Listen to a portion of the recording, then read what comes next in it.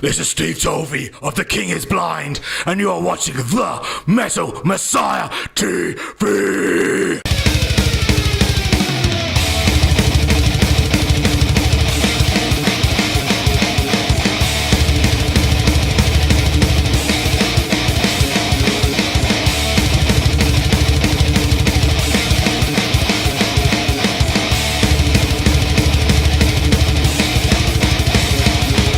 What's up, motherfuckers? And this is The Metal Messiah TV. I'm joined by The King is Blind singer, Steve Tovey.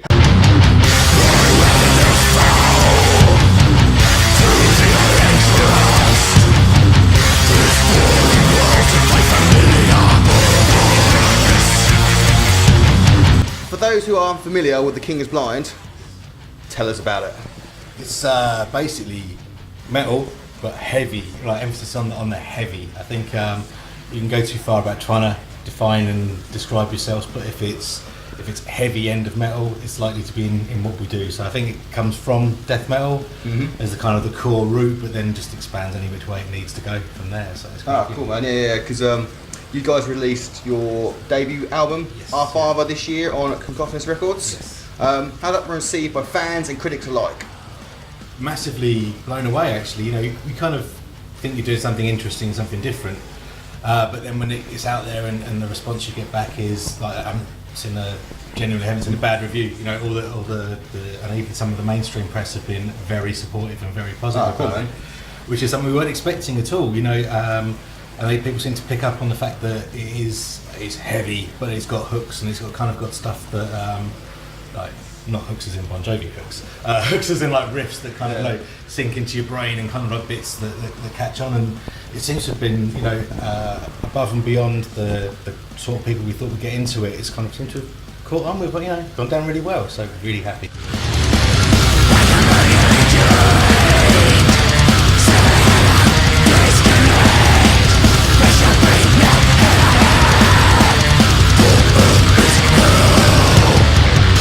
You guys played Bloodstock this year Yes. and Download. Yes. How was the fan reaction, the crowd reaction, and what sort of was the difference between the two festivals? I think the thing that really surprised us was actually the response we got at Download, because we it's a mainstream festival. There's a lot of rock bands on there, and we were one of the heavier bands on the whole 3 days. Fortunately for us, I think Napalm Death were headlining the stage we were on the same day, but we were on quite early. We looked out. Sod's Law, it actually stopped raining when we were on. So we thought, oh god, here we go. No, people are going to be outside rather than the tent. The tent was rammed. There was like people outside the tent in the field giving it horns and headbanging. There was 3 pits all kicked off, and it really took us by surprise. I think it was like probably for me the best live feeling I've had in King is Blind. Bloodstock was really good as well. I think because there we clashed with Rotting Christ. There was a slow burn on the crowd turn up there. It was kind of like, to begin with, decent, but then by the end it was full, and by the end it kicked off, and there was like a really violent pit going on down the front, which is great to see. So it's really interesting to see that the different audiences, but we managed to go down well at both. You know, really enjoyed it, and Download for me came out as being probably my live highlight. Oh, no. It was kind of like, you know, achieving a dream of technically supporting Iron Maiden, you know, and playing Donington, getting to go out there and go, scream for me, Donington! Scream for me! That was great, and then getting a response back, not being ignored either. Oh, nice. Yeah, because I was there at that at the Bloodstock. Yeah. And it was like, when like it started, it was like, because like Rotting Christ was on at the same time. It was like, Rotting Christ started first, so me and my mates were like, oh, well, what's with Rotting Christ? Then we were like, oh shit, let's head over to let's head over to the soak stage. Got there, and you guys started. And I could see there was a fair few to begin with, but it's all like, you could tell when Rotting Christ finished, because everyone just swarmed in. There's like circle pits and people just going mental. I mean, that's good. I mean, Fest, you're going to clash. You know, there's no problem. Our intention for Bloodstock was, do you know what? It doesn't matter how many there at the start, how many there at the end. All points first set, we've got to be fucking on it. We've got to be given every single kind of, you know, ounce of energy we've got, and we want people to be going away, saying like one of the bands of the weekend, we really liked it, and that seems to be the feedback we got is people might not have seen the entire set, but what they saw, they were like, yeah, that was good. I think with Bloodstock, it's like because they do quite well where they don't. Most of the bands don't clash. Yeah. They might clash like 5-10 minutes, but there's never like this band is playing at the same time. There's another band, so you can start watching. Like you can start watch half of a band, and then so you get the sort of the whole feel of every band. Yeah. And it's a great fest. I mean, like the weekend, I went down for the whole weekend. Had a great time at Bloodstock. I think it's like atmosphere-wise, type of bands that are on there wise, it's right on my alley. It's kind of really, really cool.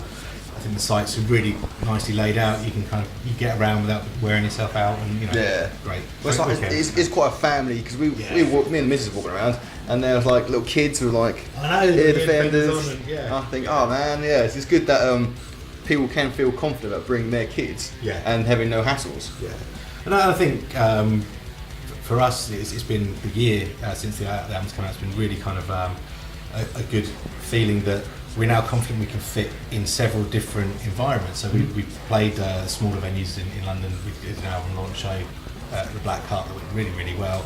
And we played with Silosis and Decapitated and got a reaction from a slightly less underground death metal sort of crowd.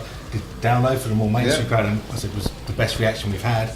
Bloodstock, where it was kicking off the pure violent pits, and went down really well there. So we're always confident in our own ability, but to have it proven throughout the year has been like really kind of positive. And now, I guess to sort of complete the cycle, we're going back out with Akakaka to a death metal crowd, and to kind of to go sort of kind of bludgeon them to death, really. Oh no, because that starts next week, doesn't it? Yes, next Friday, Friday the 30th at Camden Underworld. We do London, Southampton, Bristol next weekend, the following weekend Sheffield and Manchester, so it'll be good. Oh, cool. What can fans expect from that fucking brutality? Oh, absolutely, mate. And I think we've learned as we've gone as to what works live. I think we've played around with the set list. We've never done the same set list like twice. I think in terms of batches of shows, and we've learned about the pacing. We've learned what songs work well. We're going to chuck a couple of surprises in. Won't go into too many details, but there will definitely be at least one, if not two, new songs that we're because we're quite advanced in the writing for album 2, and we're loving where it's going. So we just want to stick some songs in the set and kind of road test them a little bit, kind of see how they go. And I think the new stuff is a bit more live orientated, a bit more kind of like in your face, punch in your face. Riff. Lot of head banging and so awesome, man.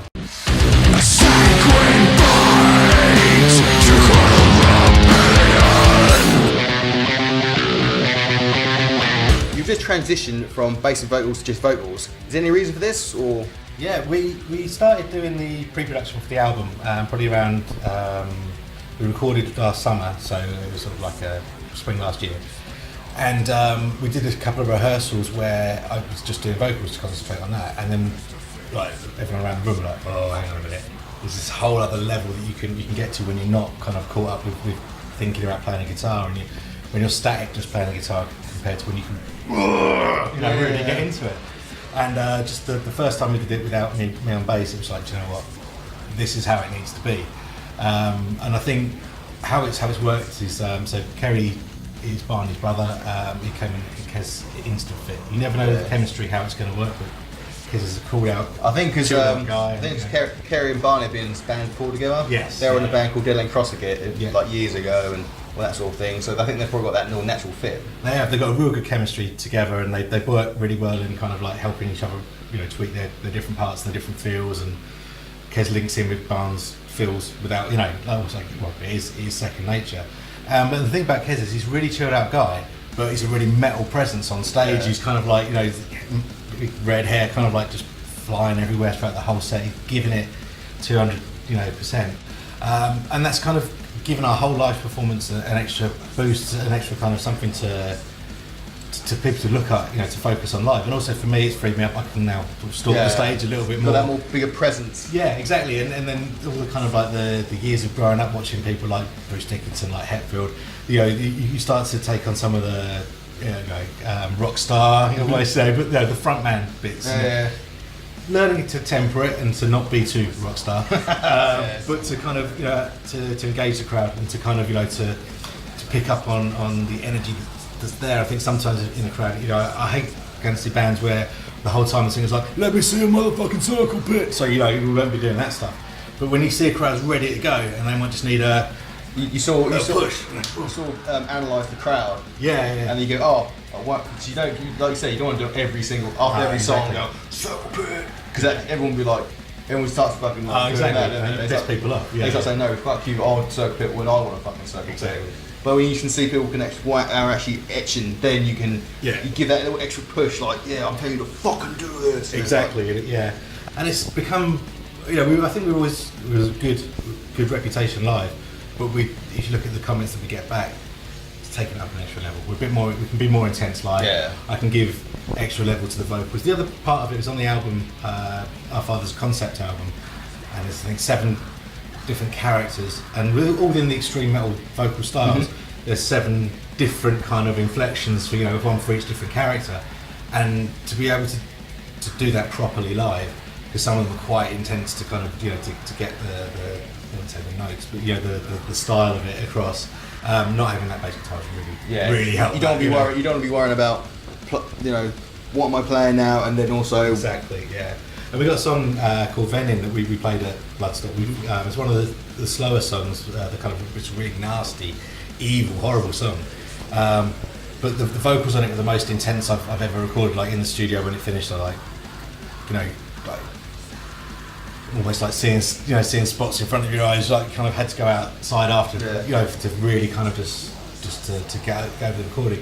And there was no way we'd be able to do that live. I think if I stand there playing the bass guitar as well, but live now I can really get into it. It's kind of a weird kind of thing because while you're doing that it, zen. Yeah, but it takes you back to the recording, it takes you back to the lyrics and what they're actually saying, and you kind of like zone into it for a bit for certain sections of the song. But that's the only way to get the kind of the tone.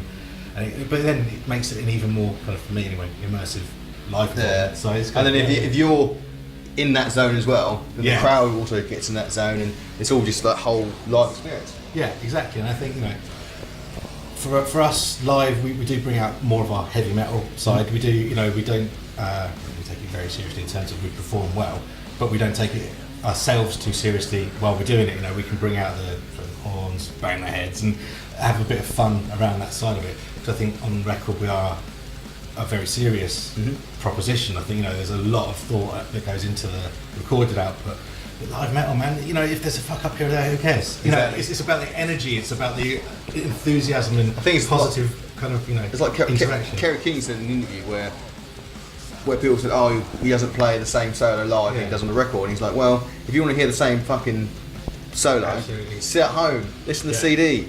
When he's at live, yes, he's going to fuck up. Yeah. He might play a little differently, but that's how it is. It's the natural. Absolutely. It's the natural feel. Yeah, and live is about, for us, positive wall of energy. Just kind of, you know, just putting everything into a really aggressive performance. And Barney is a great kind of drummer for that. He's got a really good attack live that just keeps pushing us and pushing us and pushing. You know, and then you can't help but you end up, you have to give everything.